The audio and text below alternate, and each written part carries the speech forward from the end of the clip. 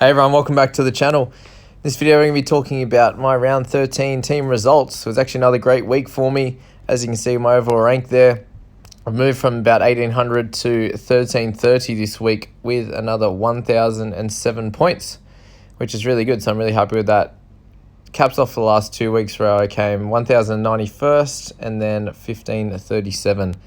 So, as I say guys, really happy with the week. Let's roll through our players. So Benny Hunt, in the halves again, had a really low first half score, which is, can happen for a half, but then was lucky enough to move back into the 9 position when Tristan Saylor came on the field and got a lot more of his tackles. So, an okay game for him. Didn't get the tackle bust that he's been getting and a few extra missed tackles and a few less kick meters. So, 54, nothing to sneeze at, when he's still the half hooker DPP, and his last 5 week average has been about 70. So no stress with Benny Hunt. Pat Carrigan got the head knock in the last 12 minutes and missed out on those 12 minutes of play, which would have snuck him up to 50 plus. So no stress with him. That's a lot of drama with the Broncos at the moment. Hopefully that doesn't affect Paddy and Payne Haas, but we'll see how we go there. Payne Haas, 78 as captain. Awesome job. Just keeps doing his thing, and haven't, thankfully, the whole season changed him as captain, and he has done a great job. To average 71 for the season is exactly what we thought he would do. So awesome work for him. My 2 trades for the week was to bring in Jazz Tavanga and Zach Lomax, who both happen to score 61 and 75 for Lomax's highest score of the year, which was great. We'll talk about him in a second. Jazz Tavanga, 61, incredible what he can do in 50 minutes, 2 weeks in a row. This is what he can do, and this is why people bring him in. 68 in 48 minutes in round 10. But got the cheeky line break in there, but 39 tackles without a miss and 154 metres. He had close to 100 in the first 10, 12 minutes. So did a great job there, Jazz, and happy with him in the squad as a dual position hooker, second row forward.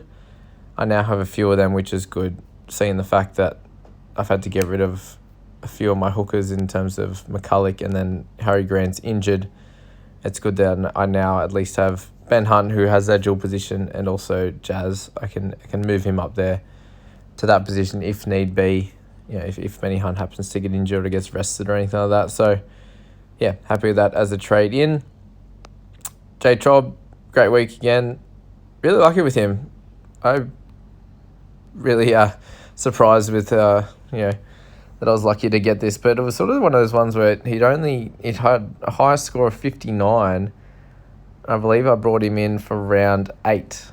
So for the first 7 rounds, his high score was 59 in a year when a lot of people were getting extra tackles, extra meters with the faster game. And when he plays 80 minutes, you'd expect him to get good points. So since that point, he's had 2 scores in the 50s and the rest are 60s or 70s. So really happy with him and what he's been able to achieve in these last 6 weeks there. Hey guys, if you're newer to the channel, please hit that subscribe button and like it. I really appreciate that. I'm enjoying all the comments and everything that's been in there. It's been really cool to grow this channel, so just want to jump in there and say that if you haven't yet, that'll be really appreciative. Let's get back in. So Taumalolo at 66, just doing his thing again. Getting really good minutes. Since Josh Hannay's taken over, he's probably even got a few extra minutes, which is great. If you can get him close to 70 minutes, he's always going to score well. So a great in for anyone's team if they need a gun second row forward. Nathan Cleary absolutely hammering it. Another 78, and thankfully he has not been rested this week. It may come though. They're right on top of the leaderboard and playing really well. There's a great chance that he'll get rested at some point. So make sure you have some cover if need be then. So that could be a good opportunity when I do have obviously Jerome Luai. Hopefully I don't have him in the next 3 or 4 weeks, but I could bring down Benny Hunt and move up Jazz Tavanga, for example, if need be for things like that, which will come up, guys. So please try to keep a trade or 2 handy as well in the meantime. So Mitchy Pearce, let's talk about him. Another one of those 30s weeks. He's done it a few times this year. You can see round 7, round 9, and he's done it again. So we're lucky enough to get 350-odd scores out of him. But back to 36. He was on 41 with about 12 minutes to go and lost 5 points from there. So obviously not great. A bunch of missed tackles this week. and about 10 to 20 less tackles like a couple of weeks ago, 40. But his standard is about that mid-20s, 20 to 30 tackles. And this week was his highest week of missed tackles too. So very much an off week for him. Nothing changed too much with Blake Green. He actually kicked for more meters. And just think that they absolutely smashed it this week, which means there's less tackling. Should be less kicks in play. Obviously, they do have the ball a bit more, but usually in more of attacking position and less big kicks coming out of trouble. So my thoughts with Pearce is that he should go back to those 50 scores. Nothing really changed with Green, so don't be too stressed with Pearce. He does have those 30 odd games, which is the reason why his average sits at around 50 for the year. Zachy Lomax, 75. God, I got worried. I bring him in this week and he scores a try and looks like he was properly gone, that knee. He didn't look good at all, but managed to get up and kick and try and kick the goal. Not that he did, but that was great signs for the rest of his game. He's just such a dynamic player. He's got everything. He's good in defence. Like you can see, he got another try save on the weekend. Goes up for the high ball in attack. He's always chasing. He's got a nice flick pass. He's really strong. Kicks goals. Does everything for your team. So really, really exciting player. So there was a bit of a poll on the other day where it was like, which young player would you sign to a 5-year deal? It was him, Stephen Crichton, Bradman Best, and someone else. And I'm 100% taking Lomax over all of them. He's great. So finally, good to get him back in the squad and pick up 75. Stephen Crichton had a very low first half again and then snuck a try, which he's done every week for the past 7 or 8 weeks. So whilst he's doing that, he's staying in the side. Not that I have many trades anyway, sitting at 4 trades. Latrell, same thing, had a big week with a big run out of trouble, which got him a bunch of meters and a few tackle breaks and a line break there. So to get 53 is exceeding what I would be hoping for. I'm hoping around 40 a week for Latrell. So 53's there. We can take the good and the bad when he does get a 30 the next week, for an average out of 40. Kalen Ponga, wow. Amazing. I think Blake Green really helps him, having 2 structured halves in there who can get him the ball where he needs it or create holes for Ponga, etc. You can see on the weekend, obviously we're playing a bad Tigers team at the time, but to do what he did, a couple of try assists, awesome work for Ponga. Really unlocked him a little bit, I'd say. Hamiso, 24, was on 26 with about 20 minutes to go, so and even 17 or 18 at the half, so very much a quiet second half. But I suppose he did the job that I needed to with only 17 players this week. And him sitting on the bench, I think, is going to be safe. Not many of us are carrying, wingers or centres on our bench, so he's there. He's going to be there just in case. Obviously, I've got Pappenhausen and then Hamiso will sit on the in the emergencies there just in case. So yeah, that's all to say with him. Balis Sirinen just joined the list of these cheapy trade-ins that didn't score well on the weekend. Him, Tom Starling, Havili all had very low weeks. So I can't complain too much. Even if I did bring Starling in, he scored less than Sirinen anyway. So, but it was strange because he did obviously get 56 minutes in the second row position to only have 24 tackles and 46 meters. He ran the ball more in center and half or 5/8 what he played the other day. So yeah, it was just really strange. I hardly saw him with the ball all night, which didn't bode well for his scores. But I'd say that's definitely the lowest he'll get. You can see his PPM everywhere else in every other game is much closer to 1. In that role coming off the bench than he did on the weekend. So bit of a shocker, but hopefully he improves a little bit from there. All right, Isaiah Yeo doing his thing at 55, Jerome Luai 34. Just everything was just down a little bit. He's been getting 2 try assists. He only got 1 this week.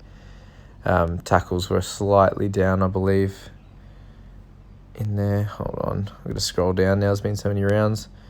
Yeah, a few less tackles, but a couple of misses this time and just not much else really going on. He's got the try save the week before. And so just a slightly lower week, but we're not expecting too much from him. And then Fodawaker.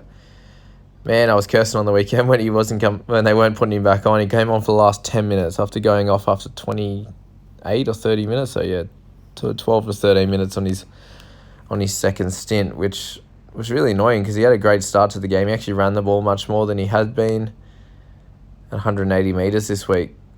But just a massive reduction in tackles with the fact that they're actually smashing the Cowboys, who were terrible. But yeah, good to see him get a couple more tackle busts, but obviously that comes with the meters and an offload in there. So yeah, happy with his productivity, but he's just getting less and less minutes every week. So unless there's something wrong with him, or they're just changing the way they play, it's a bit frustrating. But he's gonna have to stay in the team, unfortunately.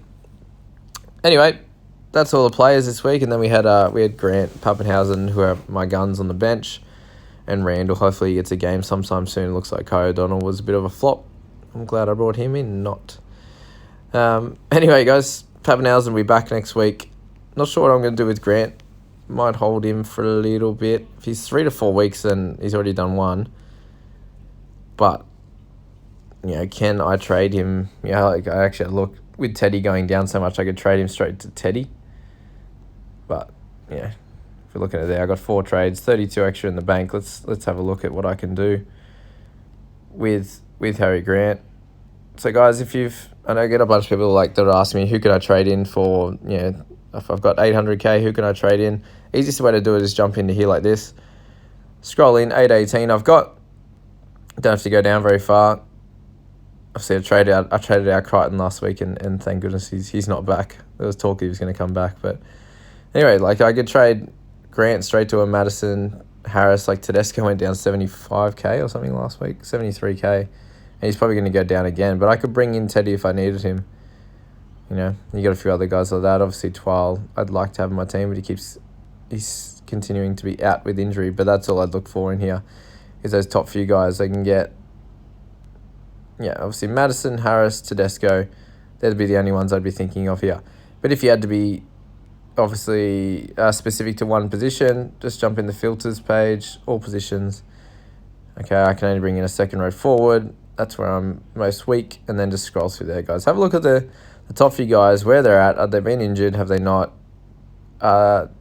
Is their average, are they on the downhill? Are they on the uprise? Someone like Regan Campbell-Gillard is on an uptrend. He's been doing really well. So just think about those things when you're trying to make your last trades, or obviously ask in the comments, and I can help you out there. But just trying to teach you a little bit how you can do it yourself at a better clip than maybe making a rush decision, especially when we've only got 4 trades left. If you're sitting between 4 and 8, that's probably your sweet zone at the moment. Anything less than that, I'd probably be trying to hold off on any trades. Obviously, with a little bit of a better team list this week, most people should be able to hold strong and not trade this week. And I think that'd be the smartest option. Especially when I can, as I said myself, I can get someone like Tedesco a little bit cheaper next week. There's every chance that he gets rested too, although he has played a few less games than the other guys with his injuries and having a rest and the concussion and things like that. So there you go, guys. That's my thoughts around my team. Really happy with how I went, and we'll see you in the next video.